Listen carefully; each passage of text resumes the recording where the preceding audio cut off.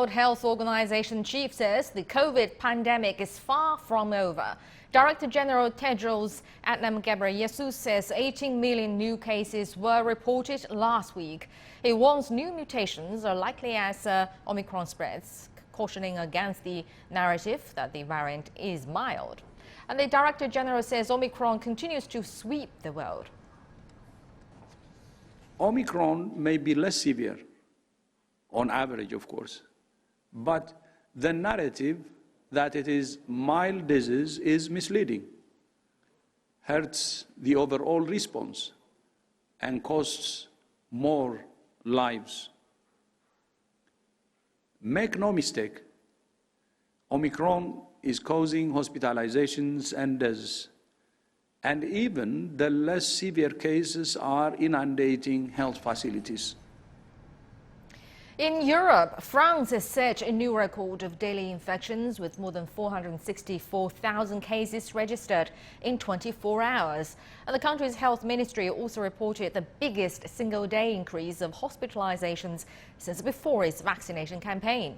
France has raised restrictions on the unvaccinated as Britain is expected to scale back COVID countermeasures. Prime Minister Boris Johnson is set to meet with his cabinet on Wednesday. And UK health authorities say cases and hospitalizations seem to have peaked across England. Germany has registered more than 100,000 new infections. The country has tightened restrictions, limiting access to bars and restaurants. And Australia has recorded its highest daily death toll from COVID as a new wave pushes hospitalizations to record levels. And for more on that, let's go to our correspondent Greg Navarro in Sydney. Greg, hello there. So tell us the situation there. A record 77 deaths recorded across Australia in the last 24 hours. All of this being driven by the highly infectious Omicron variant. Here in New South Wales, where more than 32,000 cases were recorded in the last 24 hours, health officials believe the state is nearing the peak. The problem is, they say, the numbers you see on a given day are about 2 weeks behind what's actually happening, and they say the state will still see more cases, more hospitalizations, and more deaths as a result of all that. Now, while we've been told that Omicron is not as severe as Delta, the sheer increase in numbers, tens of thousands of cases a day in major cities, is really sending hospitals, healthcare systems into overdrive here in Victoria, where more than 20,000 cases have been recorded in the last day. The state has enacted a coding system, Code Brown, for hospitals. It's never been used before. It was created to use in disaster and responding to disaster situations. What that will do is allow hospitals to reallocate resources, prioritize critical care, and move staff where needed as well. Testing continues to be a huge issue across the country. PCR tests extremely difficult to get, and rapid antigen tests nearly impossible to find. All of this happening on the day here in New South Wales, where from this day forward, if you have a rapid antigen test, you record a positive test, you must register that with the state or incur a $1,000 fine. Health officials here admit that policing such a thing is very difficult. As I mentioned, even more impossible is simply finding one. There's a huge shortage of rapid antigen tests, not only here in New South Wales, but also across the country. All of this happening while the federal government is trying to encourage backpackers and international students to come to Australia at the moment, offering to waive application fees for anyone who does so starting today. All right, thank you very much, Greg Navarro, reporting from Sydney. Now, the Chinese mainland has reported 55 new locally transmitted cases. Beijing reported one more case in Haidian district. The central province of Henan logged 33. The port city of Tianjin, which borders Beijing, reported 14. The rest were detected in Guangdong province. And beginning Saturday, people coming into Beijing will be required to get tested within 72 hours of arrival. The Omicron variant has been reported in Beijing, Tianjin, and 12 provinces. And for more on situation in China, let's go live to our reporter Dai Kai-yi in Beijing. Kai-yi, well, infections have declined across the country in general. Tell us more about that. Well, yes, Tony, as we learn from the latest figures, the newly confirmed cases nationwide are in a downward trend. In the capital, Beijing, one new case was confirmed in Haidian district on Tuesday, home to quite a number of tech company headquarters. And the newly reported case is a colleague who works on the exact same floor with the very first confirmed patient in Beijing, who was diagnosed with the Omicron variant. So this patient has been isolating at home since Saturday, and also on Tuesday, one asymptomatic case of the Delta variant was reported in Beijing's Chaoyang district. The person who was taken to hospital from a high-speed railway train right before its departure to Shandong province. The downward trend, as I said, nationwide was especially clear in the northwest province of Shanxi, which reported no new cases for the first time since early December. So the province has reported a total of over 2,000 cases in this outbreaks, mostly in its capital city, Xi'an. During peak days last month, the city reported more than 150 cases daily for about a week. So the news of 0 new cases means a lot to the city and the province. At the same time, multiple medium risk areas in the province are downgraded as low risk. Meanwhile, Tianjin, which borders Beijing and where the first mainland's local Omicron case was detected, reported 14 cases, and China's central Henan province reported 33, and southern Guangdong province near Hong Kong and Macau special administrative regions recorded 7. The declining figures help to show the country's response. It's working. Tony. Well, back to the cases in Beijing. One of the recent cases in Beijing is reported to be related to international packages. Well, more about that do we know now? Exactly. Because of that Omicron case on January 15th, the authorities have mandated all express delivery companies to disinfect their packages properly. Authorities believe this case came from a package sent from Canada, and China had previously reported cases that are believed to have been caused by international parcels or imported goods. So it's not just in the capital Beijing, because new cases in the southern province of Guangdong are also believed to be infected via contaminated packages from abroad. So this all happened in the run-up to the Beijing Olympic Games, which is just 16 days away.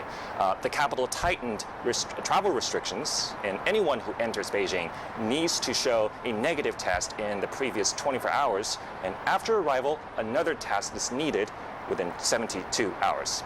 Back to you, Dong. Thank you very much indeed. Dai Kai-yi reporting from Beijing. And earlier we spoke to Professor Wu Zhiwei at Nanjing University Medical School. He emphasized precautionary measures to prevent infection from viruses found on overseas parcels. COVID-19 can be transmitted and disseminated through packages, not new. In large scale, we had a number of cases were shown to be mediated by packages, particularly through the cold chain. This virus is known to be very contagious and can survive some extreme conditions. So Omicron is identified in the package from the North America. I'm not really surprised, particularly in the current situation that in North America, particularly US and Europe, that Omicron has been swagging across these countries, and the infection cases are shooting up very high. So that's why we need to be particularly careful about all the imported packages. We need to do a very careful screening and finding out any particular contaminations. China is a big country in international trade. There are a lot of packages coming from overseas, particularly people nowadays, they ordering stuff from other countries as well. So dealing with the Omicron or contaminated package will be a tremendous job. But what we could do at least is by thorough decontamination or disinfection of all the incoming packages, and also conduct the high-frequency test of the package to see which one is infected. What we need to do is that by increasing the nucleic acid testing of the custom personnel and all the logistic personnel to identify early potential infected cases.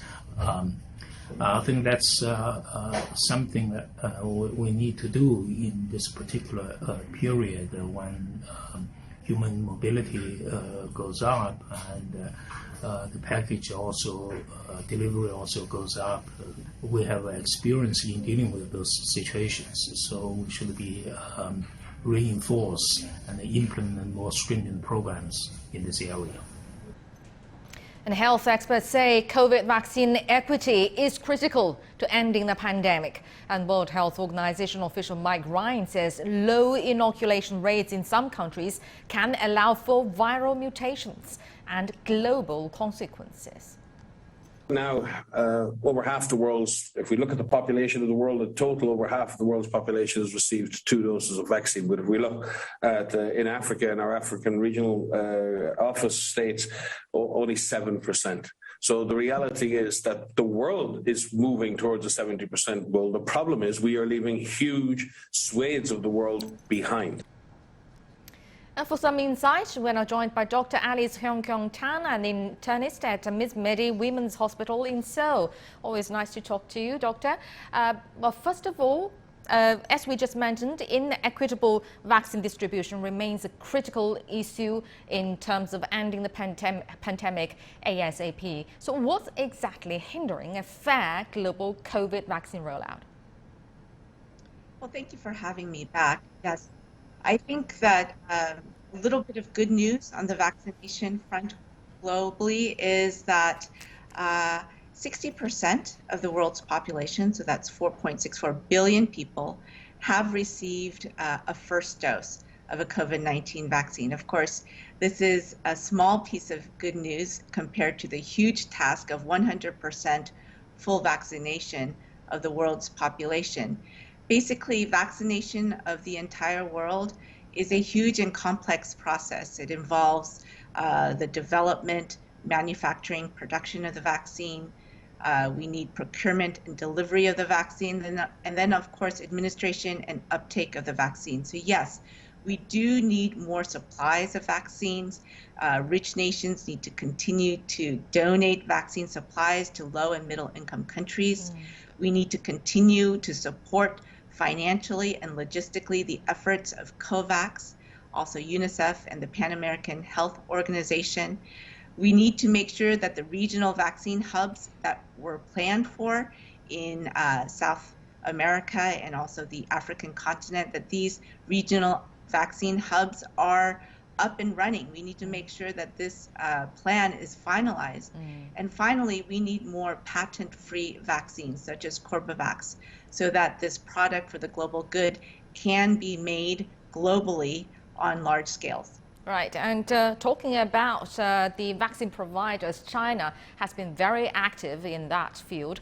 And Chinese President Xi Jinping has announced an international vaccine supply plan at World Economic Forum. So now let's take a listen to what he said about that first. Enhancing confidence and sticking together is the only right way to defeat the pandemic. We should ensure the equitable distribution of vaccines, speed up vaccination, bridge the international immunization gap, and protect people's lives and health. China keeps its own promises. We have delivered more than 2 billion doses of vaccines to more than 120 countries and international organizations. China will provide another 1 billion doses of vaccines to African countries, of which 600 million doses will be provided for free. We will provide 150 million doses of vaccines free of charge to ASEAN members.